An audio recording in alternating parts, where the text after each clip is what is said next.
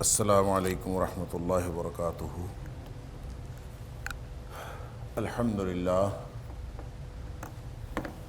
الحمد للہ وکفا وسلام علی عبادہ الذین اصطفیٰ۔ اشہد ان لا الہ الا اللہ وحدہ لا شریک لہ واشہد ان محمدا عبدہ ورسولہ صلی اللہ علیہ وآلہ وسلم۔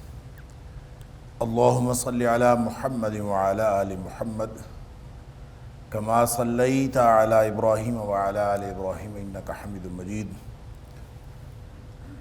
اللہم بارک علی محمد وعلی آل محمد کما بارکت علی ابراہیم وعلی آل ابراہیم انک حمید مجید۔ اما بعد فاعوذ باللہ السمیع العلیم من الشیطان الرجیم من ہمزہ ونفخہ ونفثہ۔ بسم اللہ الرحمن الرحیم۔ ان تحرص علی ہداہم فإن اللہ لا یہدی من یضل وما لہم من ناصرین۔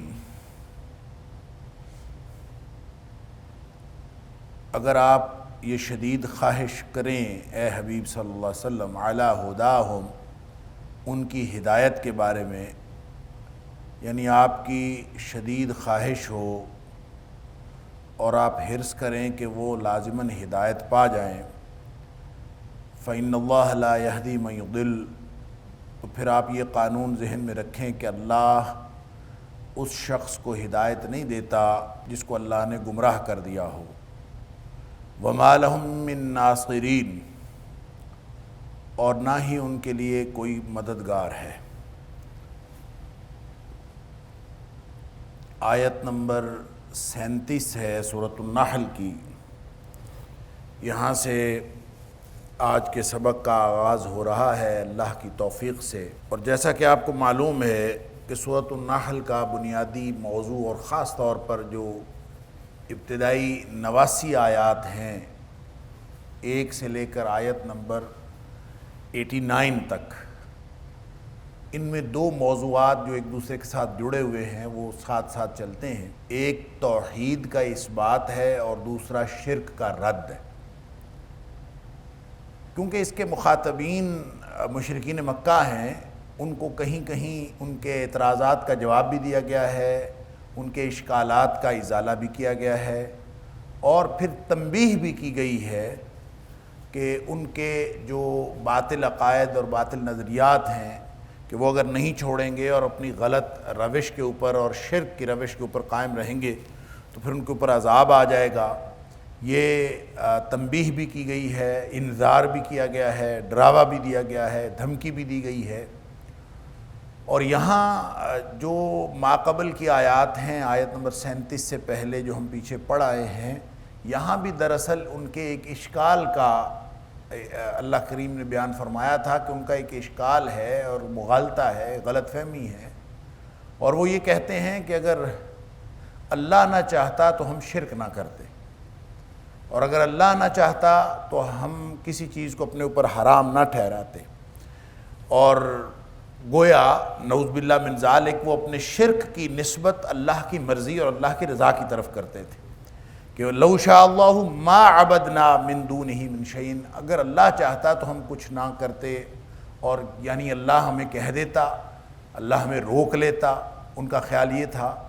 اور یہ بات سمجھنے سے قاصر تھے کہ اللہ روکتا تو ہے اور اللہ نے روکا تو ہے، لیکن اللہ تعالیٰ تکوینی طور پر اپنے امر کن سے نہیں روکتا، بلکہ وہ امر تشریع سے، ایک شرعی حکم کے ذریعے سے روکتا ہے، کیونکہ انسان کا امتحان مقصود ہے۔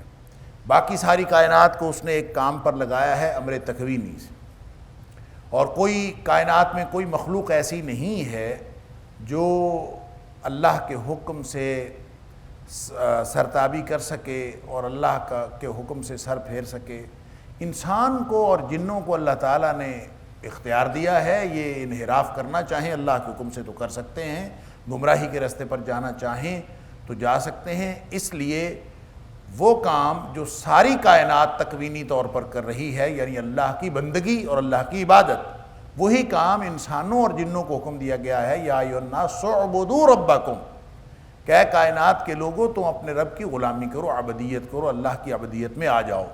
اب ظاہر ہے کہ اللہ کی عبدیت میں آنے یا نہ آنے کی جو توفیق ہے، جو اس بات کا اختیار ہے، جو اس کی مرضی شامل ہے، وہ سوائے جنوں اور انسانوں کو کسی اور کی مرضی شامل نہیں۔ لہٰذا اللہ تعالیٰ ان کے اس اشکال کا جواب یہ دیتا ہے کہ جتنے بھی نبی آئے ہیں، ہر امت کے اندر تو ہم نے نبی بھیجا ہے، اور ہر نبی نے آ کے روکا ہے، ان اعبدوا اللہ واجتنبوا الطاغوت۔ کون سی ایسی امت ہے جس میں نبی نہیں آیا؟ جیسے دوسری جگہ فرمایا من امت الا خلا فیہا نذیر، کوئی بھی امت ایسی نہیں جس کے اندر کوئی ڈرانے والا نہ آیا ہو۔ یا پھر فرمایا وَلِكُلِّ قَوْمٍ ہاد، ہر قوم کے اندر کوئی نہ کوئی ہادی اور رہنما، راستہ دکھانے والا آیا ہے۔ تو ایسے ہی یہاں اللہ تعالیٰ نے فرمایا کہ وَلَقَدْ بَعَثْنَا فِي كُلِّ أُمَّةٍ رَسُولًا، ہم نے ہر امت کے اندر ایک رسول بھیجا ہے، ان اعبدوا اللہ واجتنبوا الطاغوت، وہ یہی حکم دیتا ہوا آیا ہے، یہی پیغام لے کے آیا ہے، یہی تو کہتا گیا ہے کہ اللہ کی بندگی کرو اور طاغوت سے بچو۔ اس کی پوری تفصیلات ہم نے گزشتہ سبق کے اندر دیکھ لیں۔ اللہ تعالی ہم سب کو سمجھ اور ہدایت اور عمل کی توفیق نصیب فرمائے۔ ہر وہ چیز طاغوت ہے جو اللہ کی بندگی سے غافل کر دے، اور وہ چاہے کوئی فرد ہو، چاہے وہ کوئی نظریہ ہو، چاہے وہ کوئی آلہ ہو، چاہے وہ کوئی ٹول ہو، چاہے وہ عوام ہوں، چاہے وہ حکمران ہوں، چاہے وہ کوئی ریاست ہو، چاہے وہ کوئی معاشرہ ہو، چاہے وہ کوئی سوسائٹی ہو، چاہے وہ کوئی ماحول ہو، جو بھی اللہ کی بندگی اور اللہ کی عبدیت سے غافل کر لینے والی چیز ہے وہ طاغوت ہے۔ لہٰذا جتنا اللہ کی بندگی کرنا ضروری ہے، اتنا ہی طاغوت سے بچنا بھی ضروری ہے۔ یہ آدھا تیتر اور آدھا بٹیر یا جزوی مسلمان اللہ کو پسند نہیں ہے۔ اللہ کو یہ ایسے جزوی مسلمان مطلوب نہیں ہیں جو ایک وقت میں نماز پڑھیں، دوسرے وقت میں لوگوں کو دھوکہ دے رہے ہوں، ایک وقت میں نماز پڑھ رہے ہوں، دوسرے وقت میں سود کھا رہے ہوں، ایک وقت میں نماز پڑھ رہے ہوں، دوسرے وقت میں وہ قطع رحمی کے مرتکب ہو رہے ہوں، ایک وقت میں نماز پڑھ رہے ہوں اور دوسرے وقت میں اللہ اور اس کے رسول صلی اللہ علیہ وسلم کی لگائی ہوئی حدود کو توڑ رہے ہوں۔ اللہ کو ایسا دین پسند نہیں ہے، ایسی عبدیت پسند نہیں ہے۔ کامل بندگی، کامل وابستگی، جو طاغوت سے بچتے ہوئے، ہر وہ چیز جو اللہ اور اس کے رسول صلی اللہ علیہ وسلم سے غافل کر دے، اللہ کی یاد سے غافل کر دے، یا ان کی اللہ اور اس کے رسول صلی اللہ علیہ وسلم لائی ہوئی ہدایت سے غافل کر دے، وہ طاغوت۔ لہٰذا اب جب قانون آ گیا تو اب اس کے اندر اس قانون کے مطابق جس نے سیدھا راستہ اختیار کیا وہ ہدایت کے راستے پر چل پڑا، اعبد اللہ، جس نے مان لیا وہ اس کے راستے پر چل پڑا۔ فمنہم من ھدی اللہ، کچھ ہیں جو ہدایت پا گئے، جن کو اللہ نے ہدایت دے دی، جنہوں نے اللہ کی دی ہوئی توفیق کو استعمال کیا، بلکہ یوں کہنا چاہیے جنہوں نے اللہ کی دی ہوئی توفیق کو استعمال نہیں کیا، یہ کہنا چاہیے، یہ زیادہ مناسب ہوگا۔ اس کی وجہ یہ ہے کہ ایک بات جو میں اکثر عرض کیا کرتا ہوں کہ دو راستے ہیں، دو راستوں میں سے ایک اللہ کی بندگی کا راستہ ہے اور دوسرا اللہ کی بندگی سے انحراف کا راستہ۔ اگر انسان کو مرضی کا اختیار نہ دیا گیا ہوتا، یہ باقی مخلوقات کی طرح ہوتا، تو باقی مخلوقات جو ہیں وہ اللہ کی بندگی کے راستے پر ہیں، تو اس کا مطلب یہ ہے کہ انسان کو اگر اختیار نہ دیا گیا ہوتا تو یہ بھی اللہ کی بندگی کے راستے پر ہوتا، ہدایت کے راستے پر ہوتا، جیسے باقی ساری کائنات کر رہی ہے۔ الم تر ان اللہ یسبح لہ من فی السماوات والارض، زمین و آسمان کی ہر چیز اللہ کی تسبیح بیان کرتی ہے۔ اللہ اکبر۔ والطیر صافات، درمیان میں اڑنے والے پرندے، جو فضاؤں میں اڑنے والی چیزیں، وہ بھی اللہ کی تسبیح بیان کرتی ہیں۔ کل قد علم صلاتہ و تسبیحہ، سب کو معلوم ہے کہ نماز کیسے پڑھنی ہے اور تسبیح کیسے کرنی ہے۔ ساری کائنات اللہ کی بندگی ہی تو کر رہی ہے۔ گویا انسان کو بھی اختیار نہ دیا گیا ہوتا تو یہ بھی کیا کر رہا ہوتا؟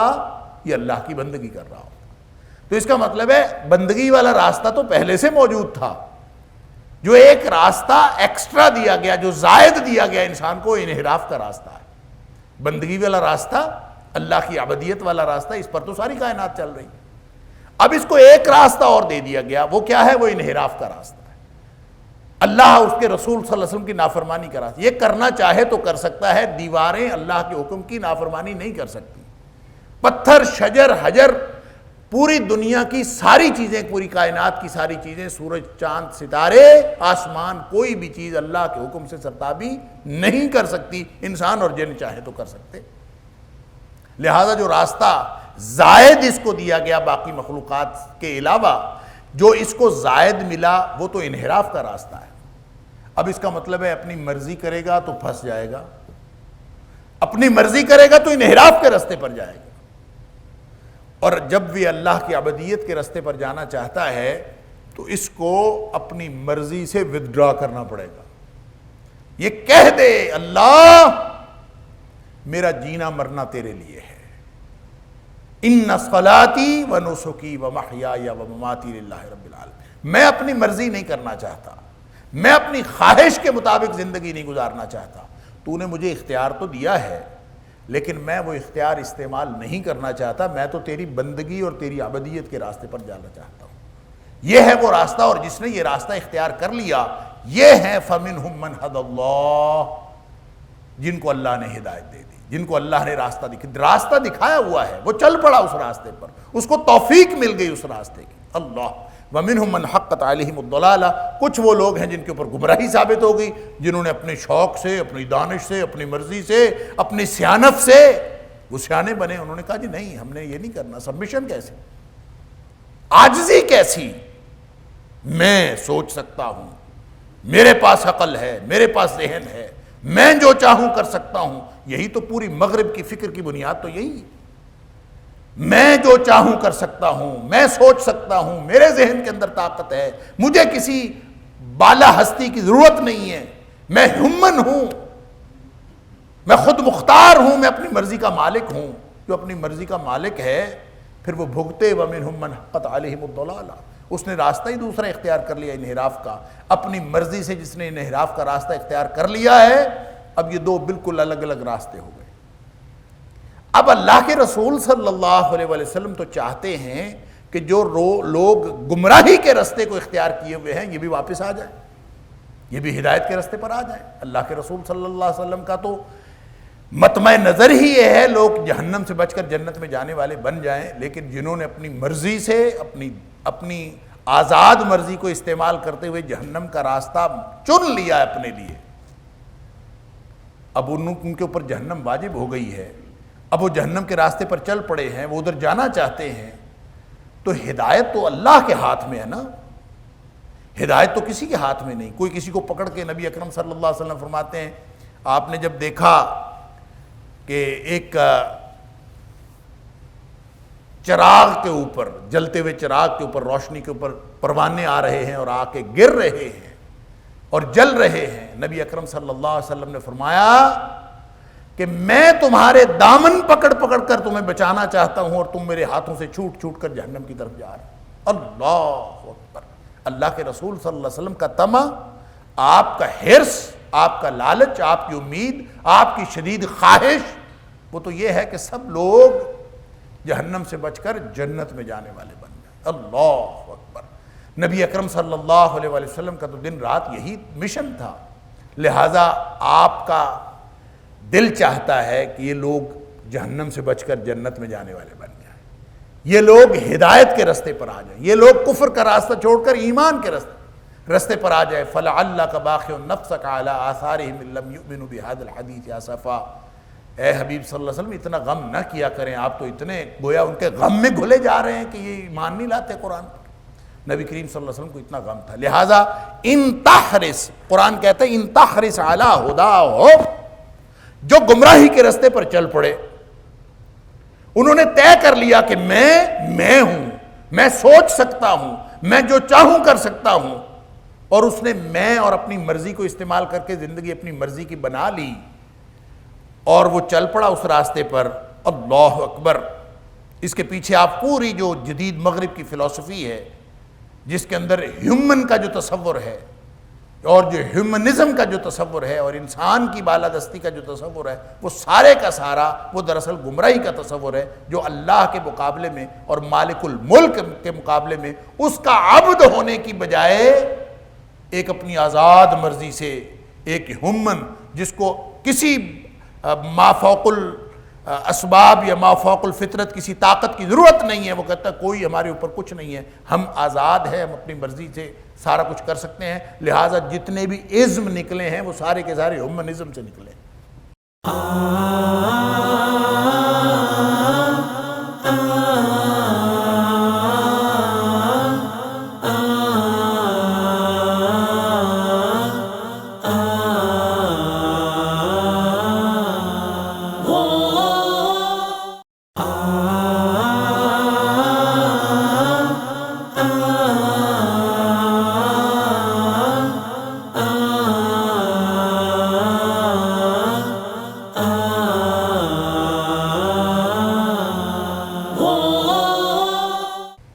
میں یہ کر سکتا ہوں، میں یہ کر سکتا ہوں، انا للہ و انا الیہ۔ اب ان کے اوپر گمراہی ثابت ہو گئی ہے، حقت علیہم الضلالہ۔ یہ چاہے دور قدیم کے مشرک ہوں، چاہے دور جدید کے مشرک ہوں، چاہے شرک کی قدیم شکلیں ہوں، چاہے شرک کی جدید شکلیں ہوں، انہوں نے جو اپنا راستہ اختیار کر لیا ہے۔ ان تحرص علی ہداہم، اے حبیب صلی اللہ علیہ وسلم آپ کو اگر شدید خواہش ہو، حرص کہتے ہیں شدید خواہش، تو شدید خواہش اگر آپ کو ہو علی ہداہم کہ یہ لوگ ہدایت پر آ جائیں، اللہ اکبر، اللہ کے رسول صلی اللہ علیہ وسلم کی خواہش تو تھی۔ فإن اللہ لا یہدی من یضل، اب اللہ نے گمراہ کر دیا ہے تو اس کو سوائے اللہ کے کوئی ہدایت نہیں دے سکتا۔ اللہ اکبر، ہدایت تو اللہ کے ہاتھ میں ہے۔ یعنی جیسے اللہ تعالیٰ نے قرآن میں مختلف جگہوں پہ فرمایا من یرید اللہ فتنتہ فلن تملک لہ، اے حبیب صلی اللہ علیہ وسلم جس کے بارے میں اللہ اس کے فتنے کا، اس کو مصیبت میں ڈالنے کا فیصلہ کر چکا ہو، اور اللہ نے ارادہ کر لیا ہو کہ اب یہ فتنے میں ڈلے گا، پڑے گا، مصیبت میں پھنسے گا، اور اگر ایسا ہو فلن تملک لہ من اللہ شیئا، آپ کے پاس اس بات کا کوئی اختیار نہیں ہے کہ اب آپ اس کو مصیبت سے بچا لیں۔ جس نے مصیبت کا راستہ خود اختیار کیا، اس کا مطلب یہ نہیں ہے من یضل کا جو ظاہری الفاظ ہیں وہ تو یہ بتا رہے ہیں کہ اللہ جس کو گمراہ کر دے، تو اللہ کسی کو گمراہ خود سے نہیں کرتا، اللہ تعالیٰ ان کے کرتوتوں کی بنیاد پر گمراہی ان کے مقدر میں لکھ دیتا۔ یہ وہی بات ہے جو سورہ بقرہ کی ابتدا میں ہم پڑھ آئے ہیں، ختم اللہ علی قلوبہم وعلی سمعہم، کہ اللہ نے مہر لگا دی ہے ان کے دلوں پر، اللہ اکبر، اور ان کے کانوں پر مہر اللہ نے لگا دی ہے، گویا اب یہ واپس نہیں آ سکتے، اور ان کو اب ان کی ہدایت ان کے مقدر میں نہیں لکھی۔ یہ اللہ مہر لگاتا ہے، ابتداءً نہیں لگاتا، نتیجتاً لگاتا ہے۔ یہ ابتداءً نہیں ہوتی، یہ نتیجتاً ہوتی ہے۔ یہ اسی طرح اللہ نے گمراہی لکھ دی ہے، من یضل، اللہ نے ان کی گمراہی لکھ دی ہے، فإن اللہ لا یہدی، اب اللہ تعالیٰ ان کو ہدایت نہیں دیتا۔ یہ وہی بات ہے جو اللہ کریم نے فرمائی انک لا تہدی من احببت، اے حبیب صلی اللہ علیہ وسلم جن کے بارے میں آپ کو پسند ہونا کہ وہ ہدایت پا جائیں، انک لا تہدی من احببت، جن کو آپ چاہتے ہیں کہ ہدایت مل جائے آپ ان کو ہدایت نہیں دے سکتے، ولکن اللہ یہدی من یشاء، اللہ جسے چاہتا ہے ہدایت دیتا ہے، آپ ہدایت نہیں دے سکتے۔ سورۃ القصص کے اندر اللہ تعالیٰ نے فرمایا۔ اسی طرح حضرت نوح علیہ السلام کا بیان، آپ کا قول اللہ نے قرآن حکیم میں بیان کیا ہے کہ وَلَا يَنفَعُكُمْ نُصْحِي إِنْ أَرَدْتُ أَنْ أَنْصَحَ لَكُمْ، میری نصیحت تمہیں فائدہ نہیں دے سکتی، اگر میں تمہیں نصیحت کروں بھی تو میری نصیحت تمہیں فائدہ نہیں دے سکتی۔ ان کان اللہ یرید ان یغویکم، اللہ نے اگر تمہارے حصے میں گمراہی لکھ دی ہے نا، تو میری جو نصیحت ہے، میری جو کاوش ہے، میری جو خواہش ہے، یہ تمہیں کوئی فائدہ نہیں دے سکتی۔ اللہ نے گمراہی لکھ دی، اللہ کیوں گمراہی لکھتا ہے؟ اللہ نے اگر جہنم کے لیے پیدا کیا ہو اور اللہ تعالیٰ نے اگر امتحان نہ کرنا ہو تو پھر اللہ تعالیٰ ابتداءً گمراہی لکھ دے، پھر تو امتحان نام کی چیز ہی کوئی نہیں۔ اس نے پیدا کس لیے کیا ہے؟ الذی خلق الموت والحیات لیبلوکم ایکم احسن عملا، اس نے تو پیدا کیا ہے امتحان کرنے کے لیے۔ امتحان بغیر اختیار کے ہوتا نہیں ہے، بغیر مرضی کے ہوتا نہیں ہے، لہٰذا اس نے جتنا امتحان کرنا ہے اتنا اختیار دیتا ہے، پھر امتحان کرتا ہے۔ لہٰذا اگر اس امتحان میں کوئی فیل ہو گیا ہے تو وہ استاد کو دوش نہ دے، وہ یہ نہ کہے کہ میرے استاد نے مجھے فیل کر دیا، فیل تو استاد نے کیا ہے، ہوئے تو تم استاد کے ہاتھوں فیل ہو، لیکن ہوئے اپنے کرتوتوں کی وجہ سے۔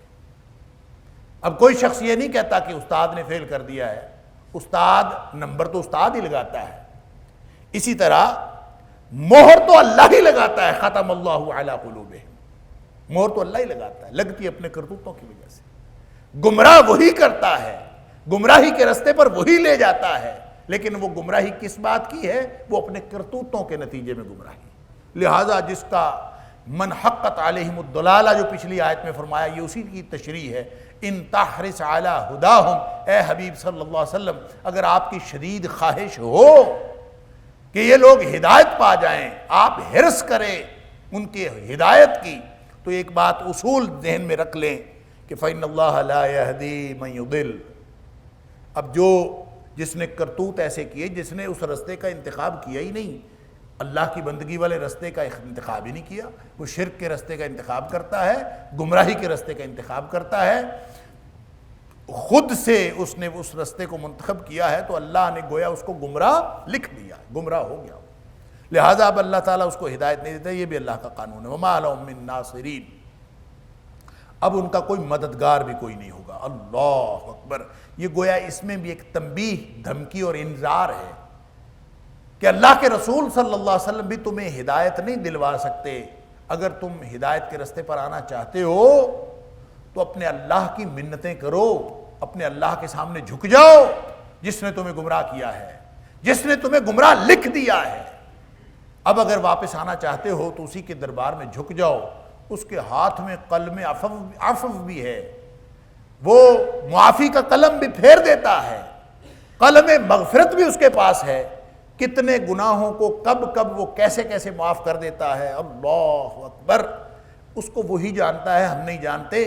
علم بھی اسی کے پاس ہے، تقدیر بھی اسی کے پاس ہے، اور قدرت اور طاقت بھی اس کے پاس ہے۔ لہٰذا اگر اس کے سامنے جھکو گے، گویا صرف نہ ماننے والوں کا نہیں، ماننے والوں کا بھی اور نہ ماننے والوں کا بھی سبمشن کے اعتبار سے اور جھکنے کے اعتبار سے ان کا رخ اللہ کی وحدانیت کی طرف کیا جا رہا ہے۔ یہ بھی توحید کے اس بات کا ایک بڑا ہی لطیف اور خوبصورت انداز ہے کہ نبی اکرم صلی اللہ علیہ وآلہ وسلم اگرچہ ساری مخلوقات سے افضل اور بزرگ و برتر ہیں، اگرچہ نبی اکرم صلی اللہ علیہ وآلہ وسلم اللہ کے بعد کائنات کی سب سے بزرگ ہستی ہے، لیکن وہ کسی کی ہدایت دینے پر اختیار نہیں رکھتے۔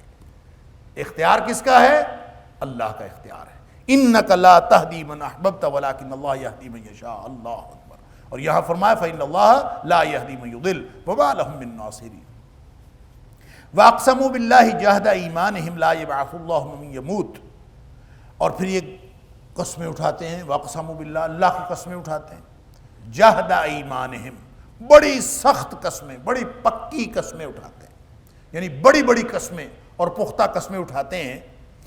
لا یبعث اللہ من یموت، اور قسمیں اٹھا کے کہتے ہیں کہ مر گئے، مٹی ہو گئے، ختم ہو گئے تو دوبارہ زندگی کوئی نہیں ہے۔ لا یبعث اللہ، اللہ دوبارہ زندہ نہیں کرے گا، من یموت، جو مر گیا اس کو دوبارہ زندہ اللہ تعالیٰ نہیں کرے گا۔ قسمیں اٹھا کے کہتے ہیں۔ اب یہ کس بنیاد پر قسمیں اٹھاتے ہیں؟ یعنی صرف اپنی دانش کی بنیاد پر، یا اپنی مرضی اور اپنی خواہش کی بنیاد پر کہ اللہ تعالیٰ دوبارہ نہیں اٹھائے گا،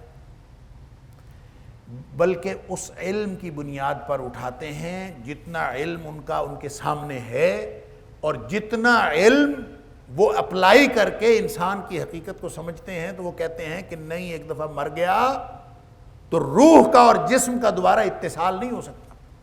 فلاسفہ نے اپنی فلسفیانہ آراء دی ہوئی ہیں، سائنسدانوں نے اپنی سائنس کی آراء دی ہوئی ہیں کہ جو مر گیا اور ختم ہو گیا، ایک دفعہ بکھر گیا، روح الگ ہو گئی، جسم الگ ہو گیا، دوبارہ ان کا اتصال ہونا یہ ممکن ہی نہیں ہے۔ لہٰذا دوبارہ اتصال ہونا ممکن نہیں ہے تو دوبارہ زندہ ہونا کیسے ممکن؟ اپنے اپنے فلسفے ہیں. یہ پڑھ لیجئے آپ فلاسفہ یونان سے لے کر جتنے بھی آج تک فلسفے آئے ہیں ان میں زندگی کے بارے میں جو نقطہ نظر ہے، جو روح کے بارے میں نقطہ نظر ہے، اللہ اکبر، ہر ایک نے اپنے اپنا علم کی بنیاد پر. اسی طرح سائنس والوں نے اپنے علم کی بنیاد پر. ایک بات ذہن میں رکھیے کہ مشرک جو ہیں وہ سارے کے سارے مشرک وہ آخرت کے منکر نہیں ہیں. کچھ مشرک ایسے بھی تھے جو آخرت کے قائل تھے، لہذا ان کا عقیدہ بھی اللہ تعالیٰ نے قرآن میں بیان کیا ہے، جو کہتے تھے کہ آخرت میں یہ بت یا جن شخصیات کے نام پر یہ بت بنائے گئے ہیں وہ شخصیات وہ اللہ کے ہاں ہمارے سفارشی ہیں. وہ یہ عقیدہ رکھتے تھے کہ ہم زندہ ہوئے بھی تو ہماری یہ ہستیاں ہمیں چھڑوا لیں گی. ان کا یہ عقیدہ تھا. لہذا اللہ کے قرب کی بات ہو، ہؤلاء شفعاؤنا عند اللہ، جیسے سورہ یونس کے اندر فرمایا یہ اللہ کے ہاں ہمارے سفارشی ہیں، تو اس کا مطلب ہے ان کے ہاں ایک سفارش کا عقیدہ تھا.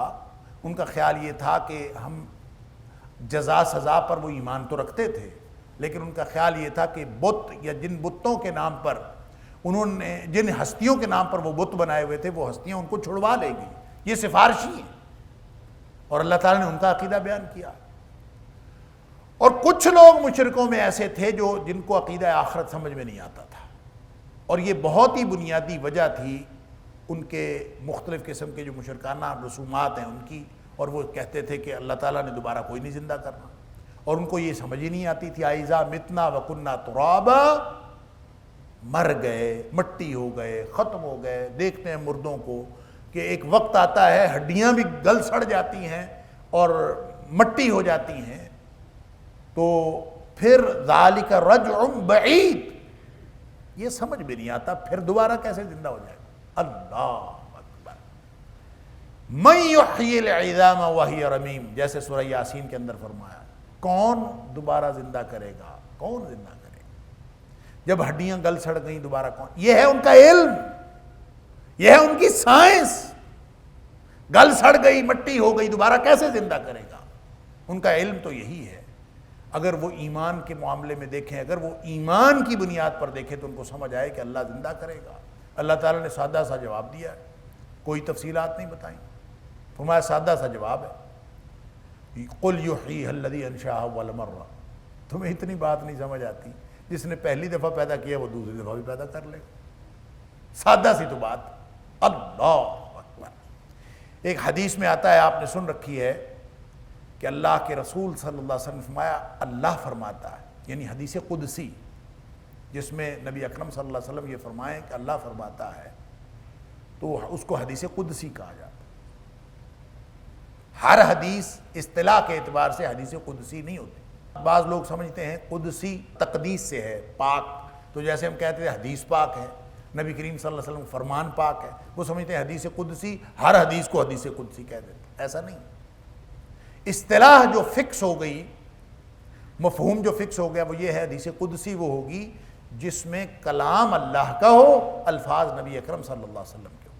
اگر الفاظ بھی اللہ کے ہوں، کلام بھی اللہ کا ہو تو قرآن ہے.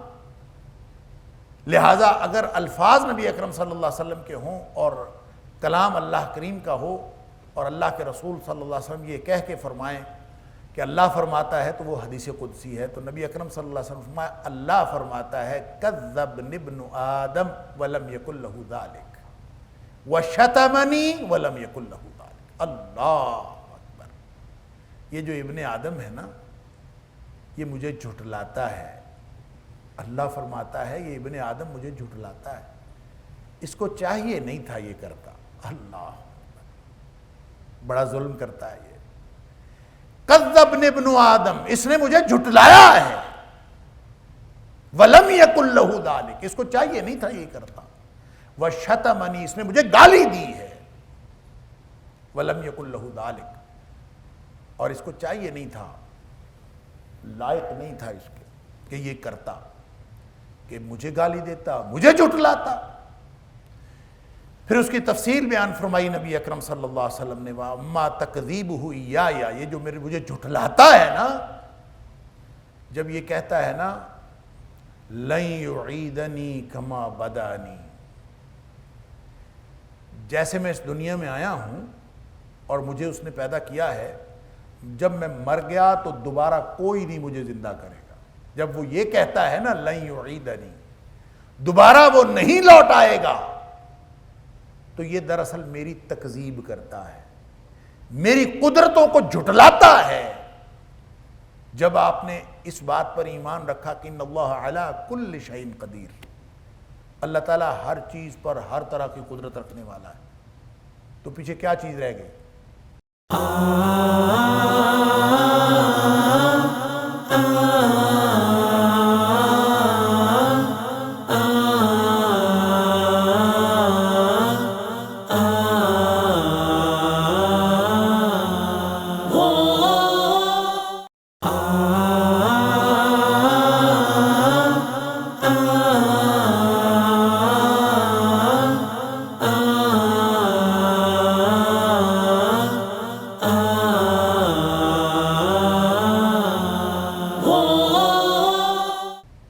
جب وہ قدرت رکھنے والا ہے تو اس نے پہلی دفعہ بھی پیدا کیا ہے، تو پہلی دفعہ پیدا کرنا زیادہ مشکل ہوتا ہے، یہ تو ہر ایک کو پتہ چلتا ہے. تو اسی لیے پھر اس حدیث کے اندر بھی نبی اکرم صلی اللہ علیہ وسلم فرمایا، اللہ تعالیٰ فرماتا ہے وَلَيْسَ أَوَّلُ الْخَلْقِ بِأَهْوَنَ عَلَيَّ مِنْ إِعَادَتِهِ. اتنی بات نہیں اس کو سمجھ آتی کہ پہلی دفعہ پیدا کرنا آسان نہیں ہے بعد دوبارہ پیدا کرنے سے، گویا پہلی دفعہ پیدا کرنا زیادہ مشکل ہے دوبارہ پیدا کرنے سے. اتنی بات نہیں سمجھتا، لیکن یہ جھٹلاتا ہے. اللہ اکبر. تو فرمایا کہ قسمیں اٹھا اٹھا کے کہتے ہیں کہ دوبارہ کوئی نہیں زندہ کرے گا. قسمیں کیوں اٹھاتے تھے؟ قسمیں اصل میں دو وجوہات کی بنیاد پر اٹھاتے تھے. ایک تو ان کا علم، ان کی دانش، ان کی سیانف، جو کچھ انہوں نے پڑھا تھا، جو کچھ انہوں نے سنا تھا، وہ ان کو اس بات پر مجبور کرتا تھا کہ وہ یہ کہیں.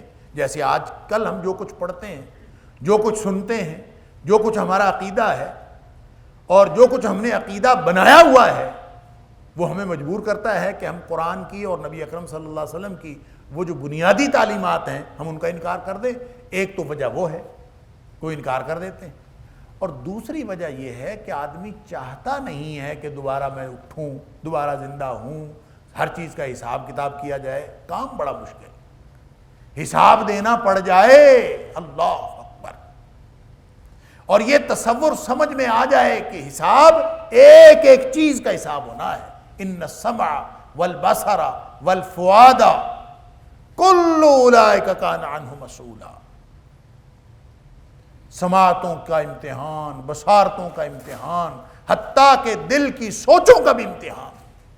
ایسا کوئی ہمہ جہت امتحان تو بندے کا پھر دل نہیں چاہتا کہ ایسا ہو، تو آدمی پھر ان حقائق کو جھٹلانا شروع کر دیتا ہے کہ جو حقائق اس کو خوفناک نظر آ رہے ہو. لہذا فرمایا کہ یہ قسمیں اٹھاتے ہیں اور بڑی بڑی قسمیں اٹھاتے ہیں اپنے علم کی بنیاد پر، خود ساختہ نظریات کی بنیاد پر. بلا کیوں نہیں، وعدن علیہ حقا، یہ تو اللہ کے ذمے ہے، وعدہ کیا ہوا ہے اس نے، یہ اس کے اوپر اس کے ذمے ہے. وعدن علیہ، یہ اس کے ذمے ہے وعدہ. حقا، اور یہ سچا وعدہ ہے، یہ تو ہو کے رہنا. اس نے وعدہ کیا میں دوبارہ پیدا کروں گا. اللہ اکبر.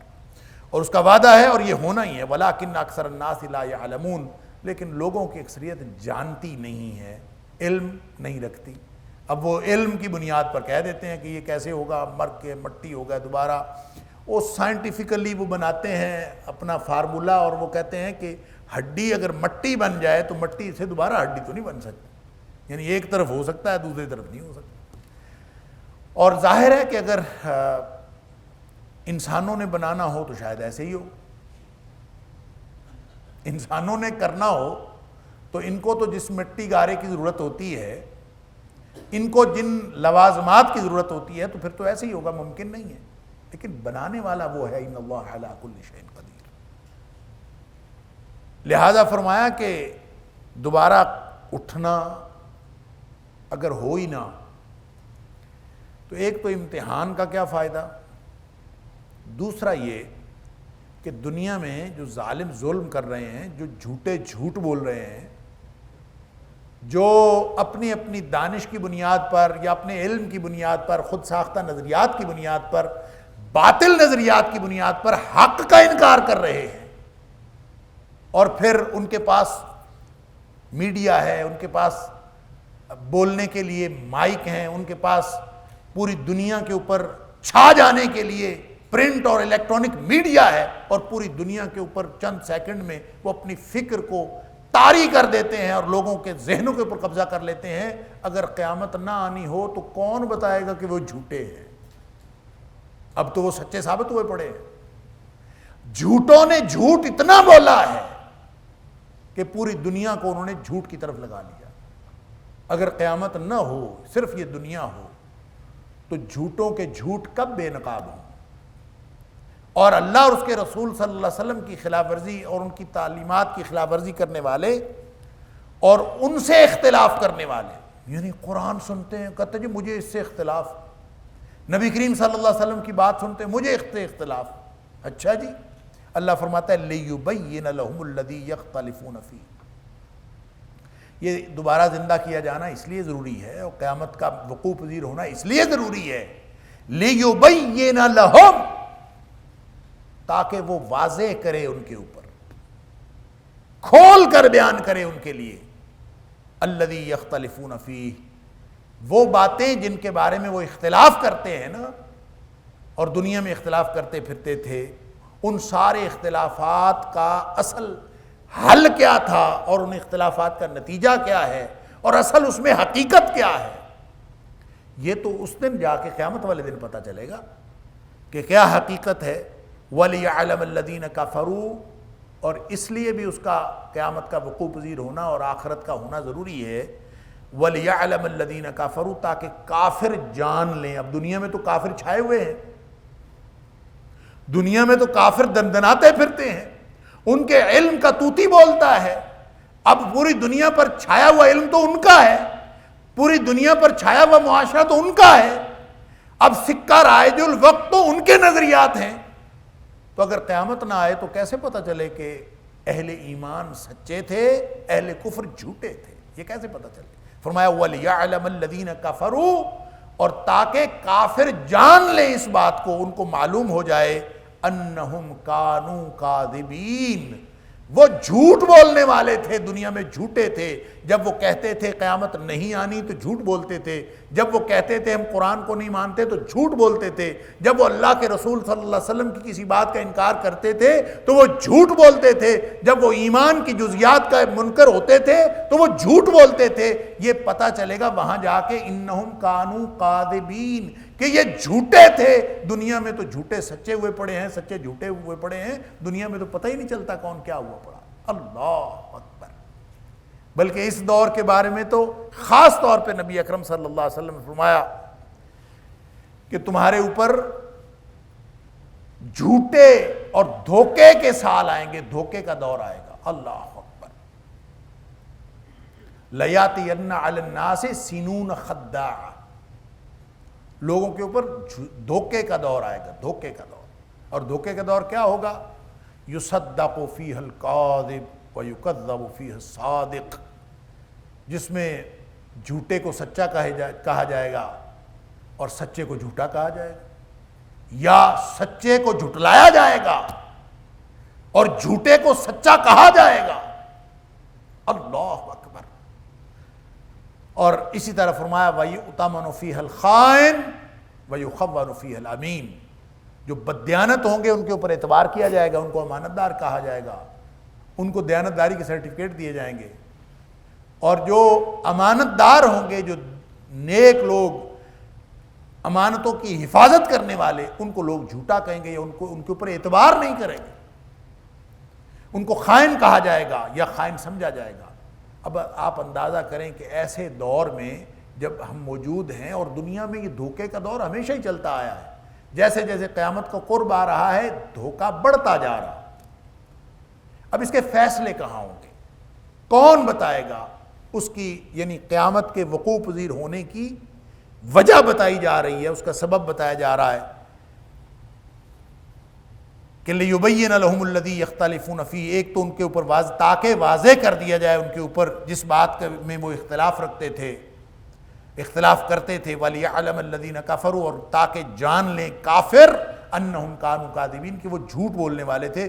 دنیا میں جتنا جھوٹ انہوں نے پھیلایا ہے کسی اور نے نہیں پھیلایا، یہ کون بتائے گا؟ یہ قیامت والے دن پتہ چلے گا۔ يَوْمَ تُبْلَى السَّرَائِرُ، اللہ تعالیٰ فرماتا ہے اس دن سارے راز باہر آئیں گے۔ یہاں تو ہر چیز راز رہ جاتی ہے، پتہ ہی نہیں چلتا، اور لوگ اتنے بڑے بڑے جھوٹ اور اس لیول پہ جا کے جھوٹ بولتے ہیں۔ میڈیا کے اوپر کنٹرول بھی ان کا ہے، اور تمام ذرائع ابلاغ جو ہیں ان کے ہاتھ میں ہے، لہٰذا ایک جھوٹ بولتے ہیں پوری دنیا میں پھیلا دیتے ہیں، اور وہ جھوٹ ایسا، اگرچہ بہت سارے جھوٹ دنیا میں بھی ایکسپوز ہوتے ہیں، لیکن اصل معلوم ہوگا قیامت والے دن کہاں کہاں کس کس نے جھوٹ بولا۔ اور رہ گئی یہ بات کہ وقوع پذیر ہونا، آخرت کا وقوع پذیر ہونا، اس کے لیے جو لوازمات کی ضرورت ہے، ایک ڈسٹرکشن ہوتی ہے، پھر کنسٹرکشن ہوتی ہے، یعنی ایک طرح ایک تخریب ہو جائے، ایک دفعہ ساری چیزیں ڈھا دی جائیں تو بنانا کتنا مشکل ہے۔ ڈھانا آسان ہے، بنانا بڑا مشکل ہے۔ تو اللہ تعالیٰ اس کا جواب یہ دیتا ہے، ان مشرکین کو اولین خطاب ہے جو اس وقت کے اعتراض کرنے والے تھے، اور قیامت تک آنے والے جو کافرین، منکرین، معاندین اور مشرکین ہیں، جدید قسم کے مشرکین، وہ سب مخاطبین ہیں کہ سن رکھو، انما قولنا لشیء اذا اردناہ ان نقول له کن فیکون۔ یہ بات ذہن میں رکھو کہ اللہ کو پیدا کرنے کے لیے مٹی گارے کی ضرورت نہیں ہوتی، اللہ تعالیٰ کو ان لوازمات کی ضرورت نہیں پڑتی جو انسان ذہن میں سوچتا ہے کہ بنانا ہے، ایک چیز بنانی ہے تو کیسے کیسے بناؤں گا۔ پہلے را میٹیریل ہونا چاہیے، پھر اس کو بنانے والے معمار ہونے چاہیے، پھر اس کے اوپر وقت لگتا ہے، اس کے اوپر صلاحیتیں لگتی ہیں، پھر جا کے فرمایا انما قولنا لشیء، سوائے اس کے اور کوئی بات نہیں۔ کل یہ قاعدے کی بات صرف یہ ہے کہ قولنا، ہماری بات، لشیء، کسی بھی چیز کے بارے میں، اذا اردناہ، جب ہم اس کا ارادہ کر لیتے ہیں کہ ہم نے اس کو کرنا ہے، ان نقول له کن، یہ بس ہمارا کہنا ہے اس کو کہ ہو جا، فیکون، اور وہ ہو جاتی۔ بس اتنی سی تو بات۔ اللہ تعالیٰ نے کو بنانے کے لیے کوئی بہت لمبے چوڑے جو لوازمات جن کی ضرورت ہمیں پڑتی ہے، وہ اللہ کو تو ضرورت نہیں ہے، اس نے تو کہنا ہو جا اور وہ ہو جاتی۔ اب یہ ہو جا بھی، چونکہ قرآن میں کئی دفعہ یہ بات آئی ہے، اور میں پہلے بھی عرض کر چکا ہوں، ذہن میں رکھیے، کن، ہو جا، ہم کہتے ہیں اللہ نے کلمہ کن سے بنایا۔ اس سے مفسرین نے دو الگ الگ جہانوں کا ذکر بھی کیا ہے، اور کہتے ہیں کہ دو الگ الگ طرح کی تخلیق ہے اللہ کی۔ ایک اللہ کا حکم ہوتا ہے جو عالم خلق سے تعلق رکھتا ہے، مخلوق سے تعلق رکھتا ہے، اور اللہ تعالیٰ اس کو ایک طبعی قانون کے تحت پیدا کرتا ہے۔ جیسے انسان پیدا ہوتے ہیں اور ان کی ایک نسل در نسل ایک تناسل کا سلسلہ چلتا ہے، ماں باپ ہوتے ہیں، پھر ان سے بچے پیدا ہوتے ہیں، پھر آگے پھر شادیاں ہوتی ہیں، پھر بچے پیدا ہوتے ہیں، یہ ایک پورا تدریج کا ایک نظام، اور پیدا اللہ ہی کرتا ہے، یہ بھی اللہ کے حکم سے ہوتا ہے۔ لیکن ایک یہ ہے کہ اللہ کہے کون، ہو جا، اور وہ ہو جائے۔ اب ظاہر ہے کہ یہ بھی اللہ کے پاس طاقت تو اس بات کی بھی ہے، لیکن اللہ تعالیٰ نے جو طبعی قوانین بنائے ہیں یہ اللہ کی سنت ہے، یہ اللہ کی قدرت اور اللہ کی سنت کے اندر یہ فرق کیجئے۔ اللہ کی قدرت یہ ہے کہ اللہ چاہے تو مشرق سے نکالے، چاہے تو مغرب سے نکالے، چاہے جنوب سے نکالے، چاہے شمال سے نکالے سورج کو، یہ اللہ کی قدرت ہے۔ وہ کن کہے سورج ادھر سے نکل آئے، لیکن یہ اللہ کی سنت ہے کہ وہ مشرق سے نکالتا ہے، مغرب میں غروب کرتا ہے، اور جو سنت اس نے بنائی ہے اس کے طبعی قوانین بھی اسی سنت کے اندر آتے ہیں۔